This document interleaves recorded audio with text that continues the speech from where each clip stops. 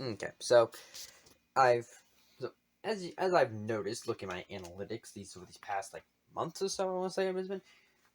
You really liked my Doctor Bright SC the first one, the one with the and like music and all that jazz, and I decided, you know what, I'll give you guys some more SCP related content because I enjoy it and I like to talk about it and it's fun and something to time you so you guys go over why I'm working on Monsters for Hire, which has had good news. I got the artist on board, so it will be coming eventually. But something I want to talk about is now it's fun to talk about the SCPs and all that stuff, but something that doesn't get talked about is the doctors or characters in this universe, or more accurately, who could describe as the characters. Now, the way the SCP Foundation story, the actual text here is set up, it doesn't really focus on characters.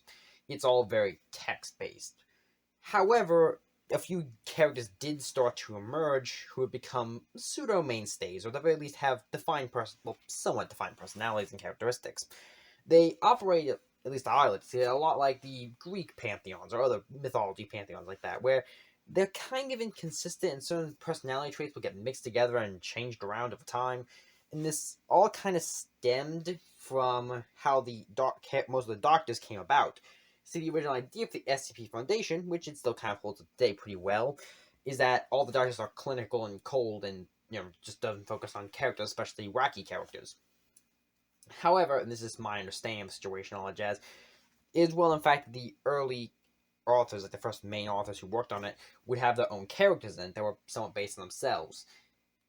This led to them slowly, of course, gaining a personality, and mostly in the wacky varieties. And most of the doctors, and all the ones I'm going to talk about today, and most of the ones that still have any kind of popularity or any notable features, with a few exceptions, were all born of this era. This, however, after a infinite incident or something of that nature, and just kind of that, the authors dropped kind of the characters, and most of them were killed off in some fashion. Well, the nature of the SB canon, actually, there is no canon. It could be whatever you want, really. But but they kind of just dropped them, pretend they didn't existed. However, the fans, of course, over time latched onto these characters because, unlike all the other Doctors, for the most part, they had some interesting character behind them. So they, ironically enough, their certain exaggerated personality features have become even more exaggerated. This becomes notable in certain characters like Bright. We'll get to him, don't worry. Um, and it's kind of how the different characters kind of come about, is that most of them, who I consider the main popular ones, are born in this nature. They are essentially old writer characters that have become popular in the universe. Now, granted, Dr. Bright is one of the forms we're going to talk about here. You can see the image here. He is by far the most popular of any Doctor. No character, at least of the Doctor variety, comes anywhere near how popular he is. He is a meme lord. And we'll just start in this order. Dr. Bright this is kind of my take on the characters. I'm not trying to purposely rewrite characterization here or anything. I'm just going my interpretation. Many interpretations are valid on most of these characters, especially Dr. Bright, who's the most varied. Dr. Bright is, of course, he's well known for the fact that he kind of got stabbed by Abel. Yeah, that guy you're thinking of. And, of course, he's now, Dr. Bright. He has the amulet that makes him immortal, and he's kind of insane. He's definitely the most wacky of any character in this setting. He is, simply put, I put it clinically insane for the most part. He does have an entire list of things he is not allowed to do. You don't get that by being normal. But there isn't as much to say, and not because there isn't stuff to say about him, but he really is kind of wacky. He has a family, which is kind of interesting. We're not here to talk about different characters for the most part. We're just talking the characters themselves. So I won't mention it as much, because quite frankly, there's a lot more things talking about him, and the other three I'm going to talk about here are going to get a bit more attention now. Second is Kalowski? How do you say that in his name? Anyway, Kalowski is probably one of the most normal, I'd say, out of the four we have here. By that I mean the least clinically insane. His main gimmick is that he mostly actually supports the idea that at least the humanoid SCPs shouldn't be hurt, and he has a fascination of the butterfly SCP right there. It's even in his bio here. See? Lust photography seems to be pretty good with certain weapon types, and is overall kind of the normal one. Some doctors are a bit more cold and clinical, but he's probably normal, and he's kind of fun. He has not only he does seem to potentially be one of the most actually evil, though. Sometimes, depending on what writer's writing at the time, he might be the most evil out of the Doctors. Anyway, he's kind of interesting, but he mostly ends up acting to a foil to other characters, most notably Bright and Dr. Clef. Speaking of Clef, let's move on to him, I think. Clef has I'd say, the most story behind him. And by that I mean he has the most backstory and characterization, even with Dr. Bright. Dr. Bright may have memes, but they don't really explore his character. It's Dr. Bright being random for random's sake. Clef has a story, and the conclusion is exactly known to the variable can of SCP and the fact it was mostly an attempt to kill him off. But he is mostly interesting as he once worked for the Global Occult Organization. Long story short, they're kind of like the SCP's rivals, and they like to burn SCPs rather than contain them. If I could go into more, but that'd be a whole video in its own right.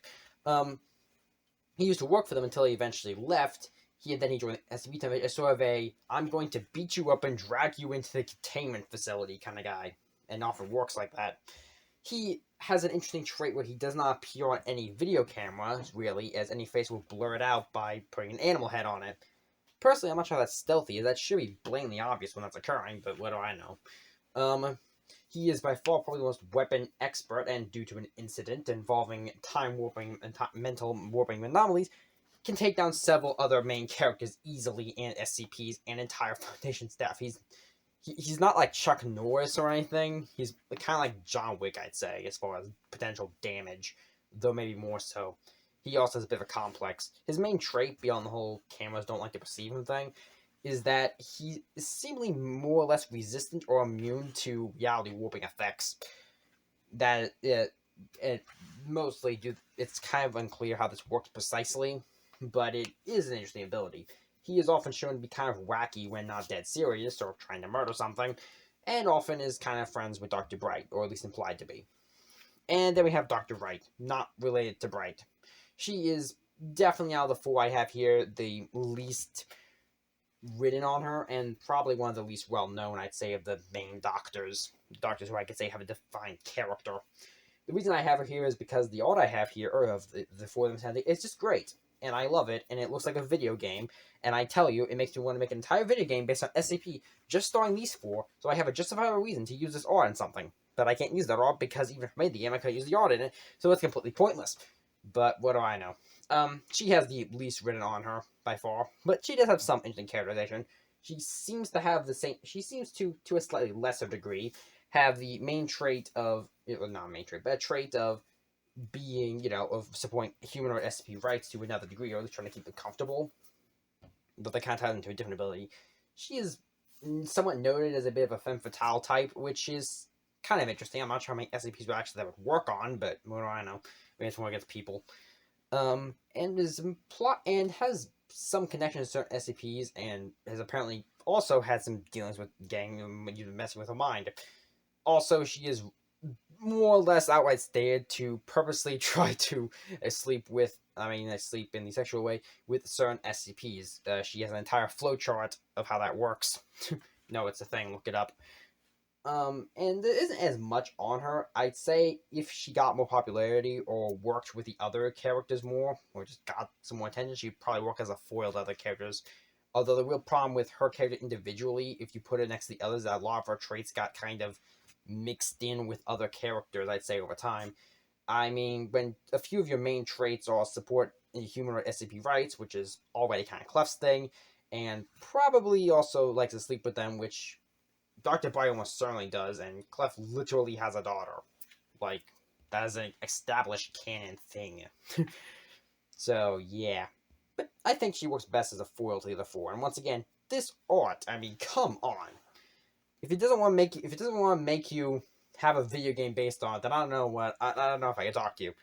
And that's kind of the four I want to talk about today. I could talk about more SCPs. They're definitely doctors of the SCP Foundation. They definitely do exist. Gears and Iceberg come to mind as the most obvious. But I wanted to cover just these four, keep it short and simple. Oh, and as a Valentine's Day tie-in, because that's Season of Love's here, I guess. I honestly kind of forgot. There's only one appropriate way to do it. Which of these characters have slept with an SCP at some point? Yeah, I know it's stupid, but I'm gonna do it anyway. And probably everyone. I mean, with the exception of me, of Clef, Cloudsy. How am I supposed to say his name? That guy. Probably all of them. I mean, seriously, one of them is, once again, Clef has a daughter. But yeah, that's just my stupid Valentine's Day tie-in because I'm legally obligated to do that. But hey, hope you enjoy this little video. I doubt we'll get as popular as my other one, but hey, you never know. Could be entertaining. I could be pleasantly surprised. But yeah, so that's pretty good. Hope you enjoyed this video and all that jazz.